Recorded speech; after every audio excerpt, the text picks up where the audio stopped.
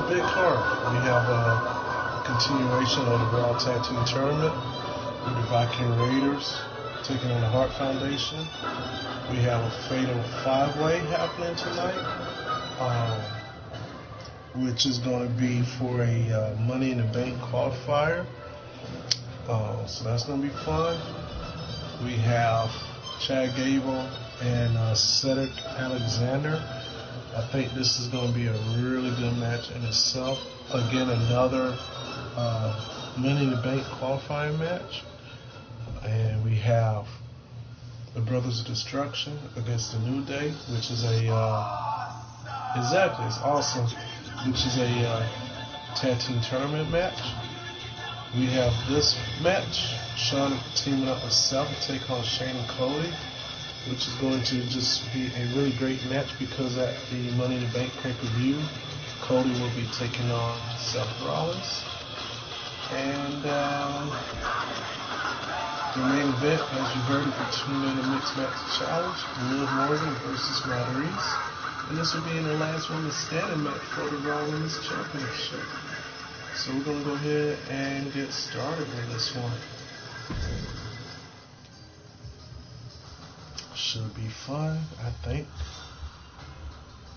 If you hear some background noise, I apologize. You guys know I do real life stuff. So, plus my mom's in town, so that's pretty cool. But we're going to go ahead and get started with the Viking Raiders against the Hart Foundation. I am really looking forward to this match, to be honest with you. I love tag team wrestling, and I think it's gonna be a really good matchup, considering whoever can win it.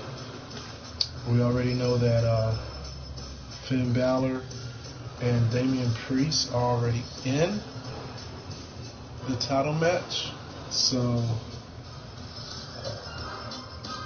They're in the title, advancing the title tournament, I should say. And we also know that the Heenan family advanced as well. So, and those two teams are going to meet next week to decide who will advance. So, pretty exciting things happening here.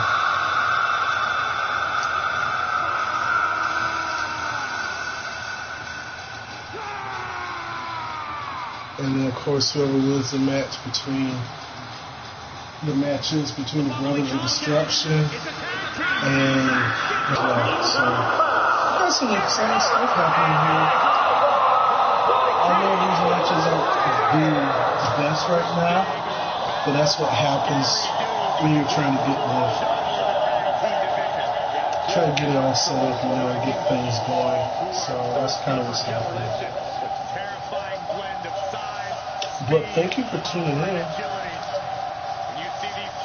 The Viking Raiders are a legit tag team.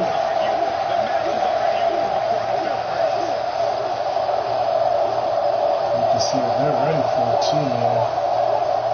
They are ready.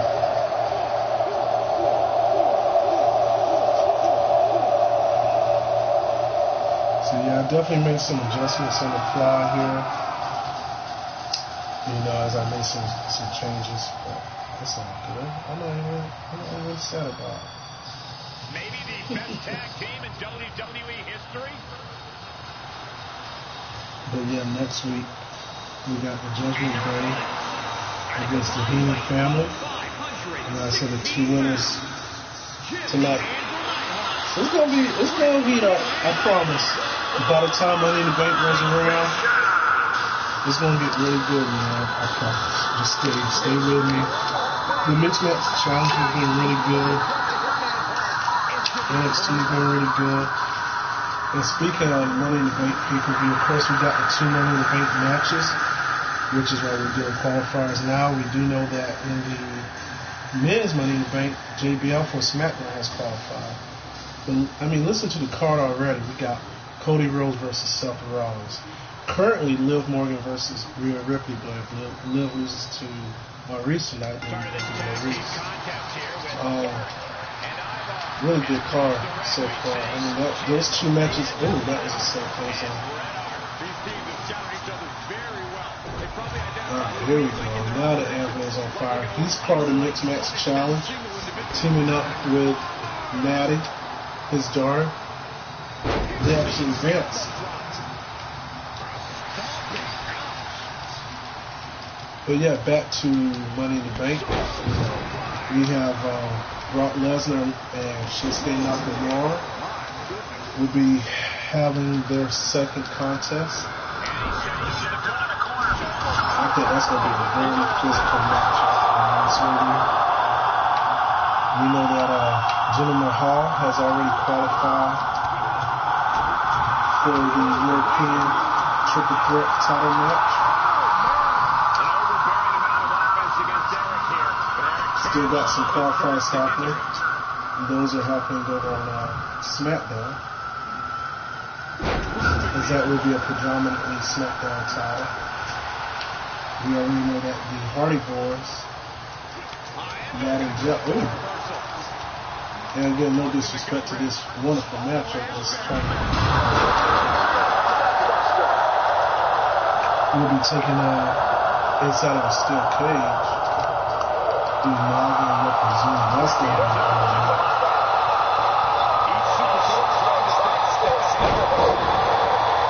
Eyeballs are good there. Good luck, man. But the Anvil must know his own self. He's got a sleeper hold on Eyeball when he got into the ropes. It's going to be a intercontinental title match. Speaking of Intercontinental Champions, Bret Hart was a great one. AJ Styles versus CM Punk. That's going to be good. We have, as you know, the SmackDown Women's title match, the 6-person eliminator. We're still building the qualifying matches for that are still happening. But right now we do know that Bayley and Charlotte have qualified. That's going to be great. But the main event, the one everyone's talking about, it's going to happen. A big 8-man matchup. That's right, so big, it's bigger than the 2 Money in the Bank matches. The NWO, Hulk Hogan, Scott Hall, International, X-Pac will take on the Bloodline, Solo Sikoa, Jimmy and Jey Uso, and the Tribal Chief, Roman Reigns. That scene.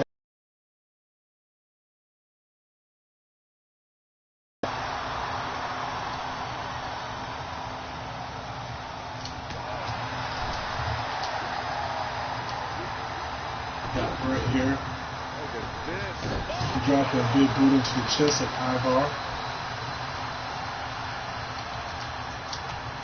Oh, Ivar blocks.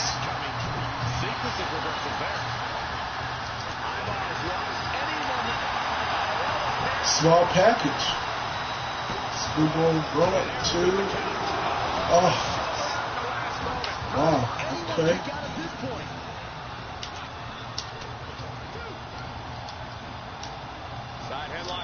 Side headlock. A big fist there for good measure. I was taking a lot more punishment than I thought he would. Ooh, down and ran a hit man. He knows. He knows. He does not want any punches in a hit man.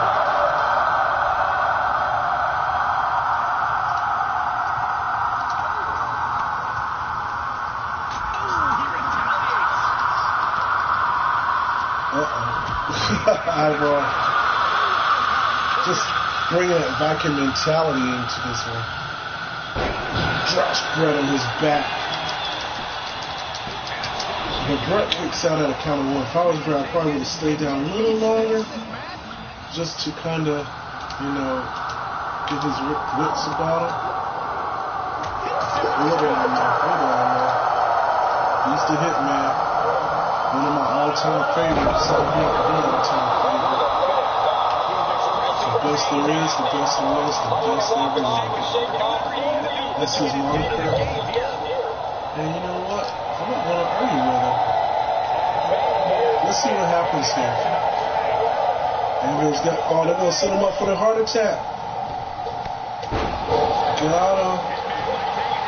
Got him. What? What happened? Lord, come on now. What a slow count. Anvil just had about enough of Eric coming in here. And I don't blame him. Eric should not be in here. The referee should do his job. Someone just got busted up on the outside, huh?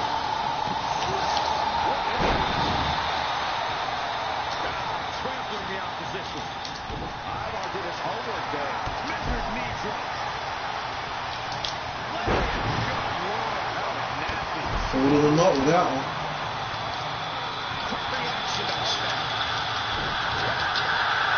And now, the camel clutch. Yes, it is. It's a camel clutch.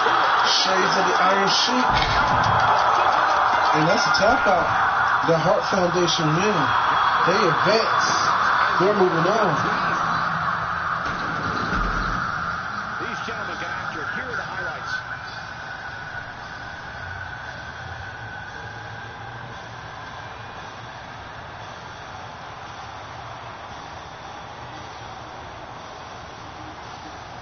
Beautiful match there.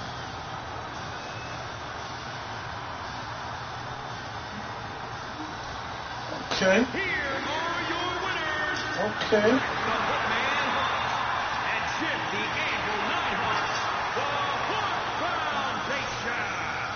And the winner. Look at that. That was fun. Great chemistry tonight. I was happy with that one. I think that was a solid match in my opinion. And we're gonna go ahead and go into our next match up here. We're just gonna keep this show rolling. It's after midnight. I try to get it in when I can. So this, like I said, is our Fatal 5-Way.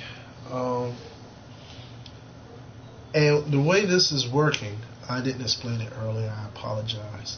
The way this match will work is this week, whoever loses, they're out of it. Next week, there will be the remaining four will have a Fatal 4-Way match. Same concept, whoever loses is out. And so the three women who survived the matchup, so to speak, will qualify for Money in the Bank. And the way SmackDown women are doing it are the 6 women who are losing their qualifying matches for the SmackDown Championship. They will go into a pool, so to speak, and will be paired off into 2 teams of 3. The winning team will qualify for Money in the Bank. So, no telling who's going to be there, but we're going to try and figure this all out right now. At least on the Raw women's side, we're going to go ahead and get started. And let's see who is going to be. I have honestly no particular favorites for who I want in it or don't want in it, to be honest with you. I think any of them would be good. And yeah, so we're going to see what we can do here. I think I'm going to play as Becky. I think it just seems like a good idea. Yeah, let's play as Becky.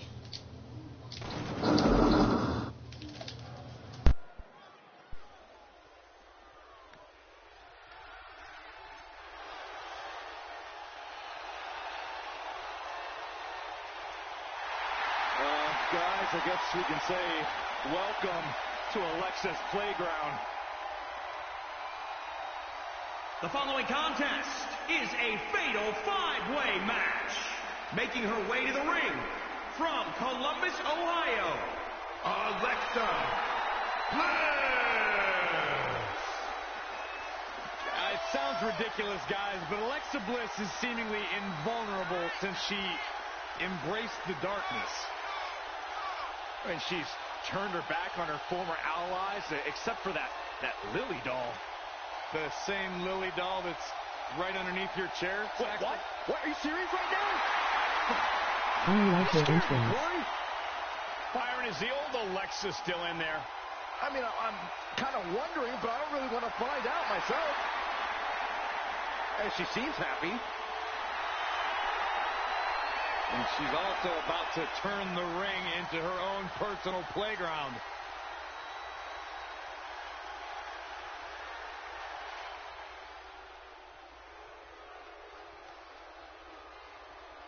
From fabulous to untouchable. Here comes a self-proclaimed most beautiful woman in all of WWE. Saxton, how many times do I have to tell you many other people make the same proclamation? This is the most beautiful woman in all of WWE. That is my unbiased opinion. Yeah, sure it is. And from Staten Island, New York, Carmella. This is a woman who radiates high class in and out of the ring. How many people do you know who have their own personal sommelier?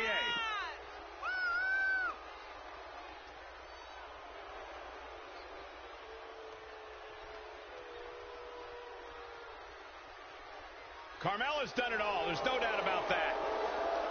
Former SmackDown Women's Champion, Money in the Bank winner, WrestleMania Battle Royal winner, and she even won Mixed Match Challenge. A truly untouchable resume for an untouchable Carmella with a fabulous entrance. Carmella with a fabulous entrance. The lady is here. Set up straight, Saxton. Okay, so now we have Lacey Evans. South Carolina, Lacey. Yeah, I love her character, her gimmick. I'm good just the way I am, but I'll tell you what, her questionable personality traits aside, Lacey Evans has had some pretty I love that her finishing maneuver is a punch with her right hand, and she calls it the women's right, or women's right. That's pretty cool. A bit of classy, a bit of sassy. She's Lacey Evans. I kind of wish I would have played as her now, to be honest with you. Oh well. And she just came back recently, told her story about her childhood and being her time in the Marine Corps. But coming out now, we have Rhea Ripley, the most brutal member, I think, of this Fatal 5-Way match. The Eradicator of the Judgment Day, along with Finn Balor and Damian Priest. So let me know in the comments below, who do you think is going to win this matchup? I honestly don't know. I really don't. And let's not forget the first NXT competitor to ever put their title. But what a great night, guys. Thanks for joining me. I know it's late. I make time when I can. And like I said, thanks for you know, I just like real life, you know, they had to change authority figures, right? Anybody hear about that? Mr. McMahon stepping down as the CEO temporarily until this investigation passes over. You're talking 3-4 months on an investigation, if anybody knows anything about that kind of stuff. Stephanie took over as the CEO. Well, not took over, she was placed in that position. And I am hoping for Rhea. And I am being told that, or being told from the resources that I read, that we got somebody rooting for Rhea, that Triple H is back, at least on NXT, the brand that he built. The dream scenario I think that a lot of people have is Triple H taking that CEO spot. Could you imagine that? And then having like Paul Heyman as creative. That dude has a really brilliant mind. Triple H has done a lot of great things. I wasn't a fan of his as a performer. Well, I was, but you know, I wasn't his biggest advocate. Not like say The Rock or Roman or somebody like that. but I can't deny what he's done. He's definitely a first ballot Hall of Famer. Next year is probably his year. But anyways, so we'll see how that goes. But yeah. Alright, so we got 5. This is anything goes. We got 5 contenders here. First fall.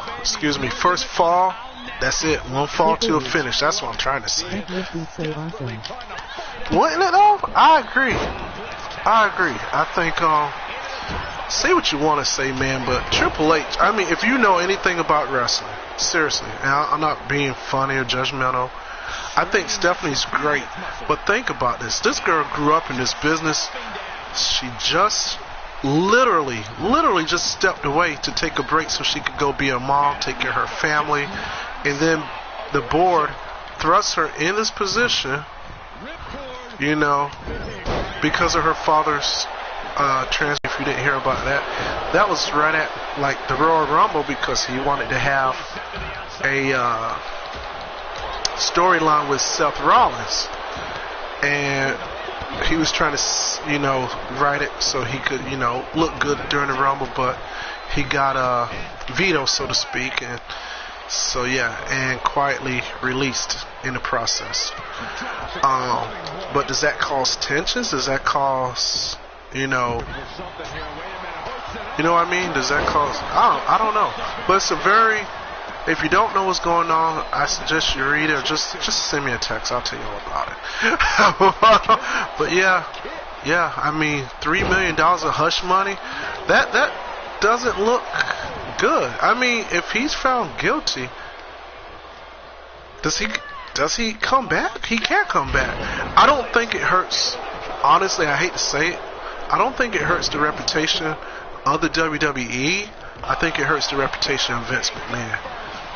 But the people who are supporting him are like, you know, saying, well, him and Linda haven't been together for 10 years. I don't think there's a public record of them having a divorce. But I know she was in politics. She served in the Trump administration. So a lot of the talk is that, man, Alexa's going in, is that she, that they basically stay together to save face, because, you know, she's in politics. But they haven't lived together in years. I think he's in Connecticut, she's down in Florida or something like that. But anyways, this goes to show you, man, how people think. And then they took the girl, the young lady. I'm surprised at how much support Vincent Franklin. Yeah, it's a lot. He came out on SmackDown, and the people just went nuts. And then he came out on Raw, and they went nuttier. Is that a word? But again, I do not condone what he did at all. But I respect what he's built.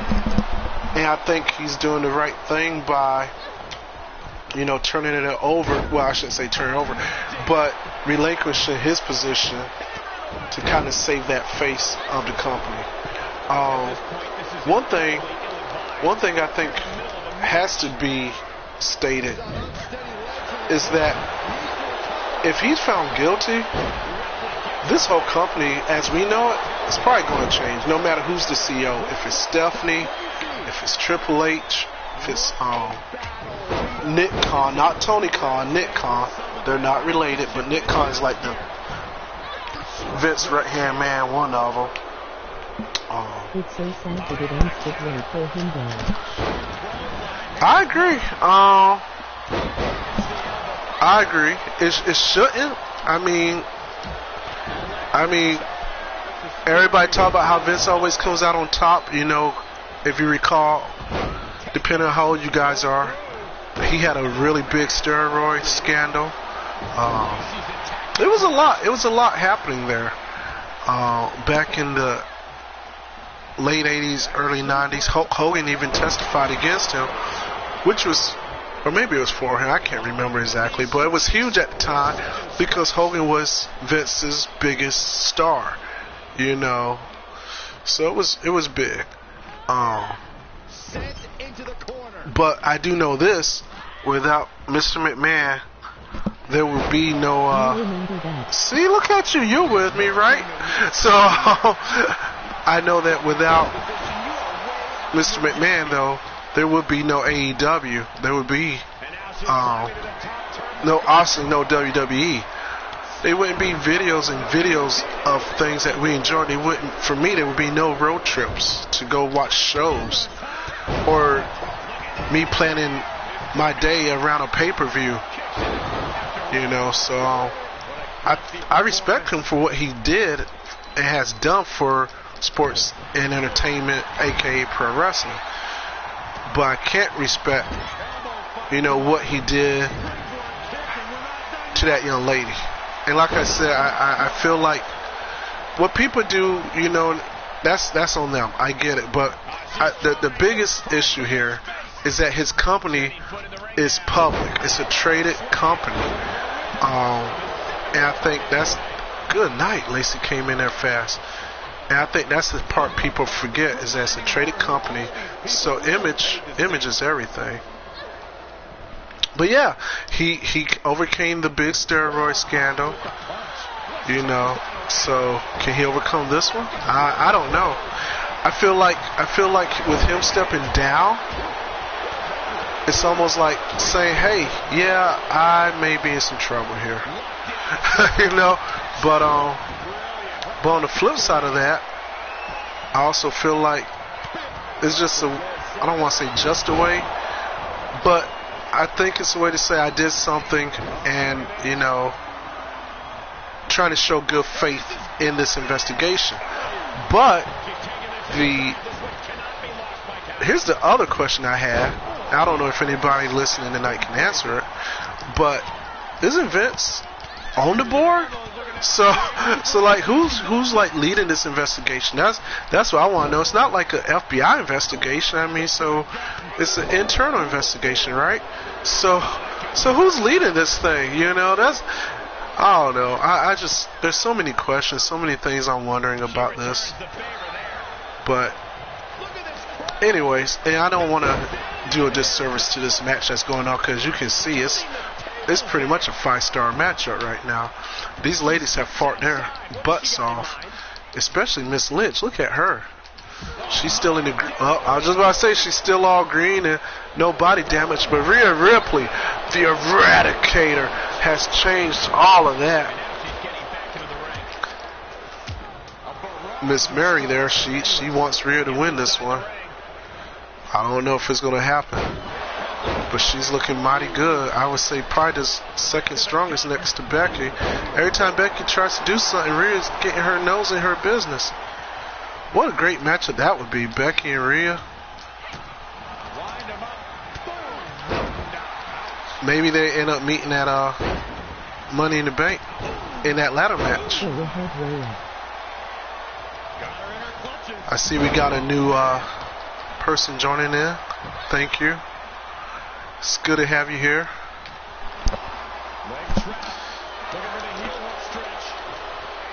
I've recently became a fan of Becky. Anyone who knows me know I'm not a Becky Lynch fan. And there's nothing against her. She's a fantastic wrestler. Fantastic wrestler. I'm just not a fan of hers. Oh, Rhea. That's it. So Carmella is eliminated. I'm not mad about that, because guess what? Becky's still in it. Next week, Rhea, Becky, Lacey, and Alexa will have a fatal 4-way. So Carmella is out. So one more match for these 4 ladies to survive.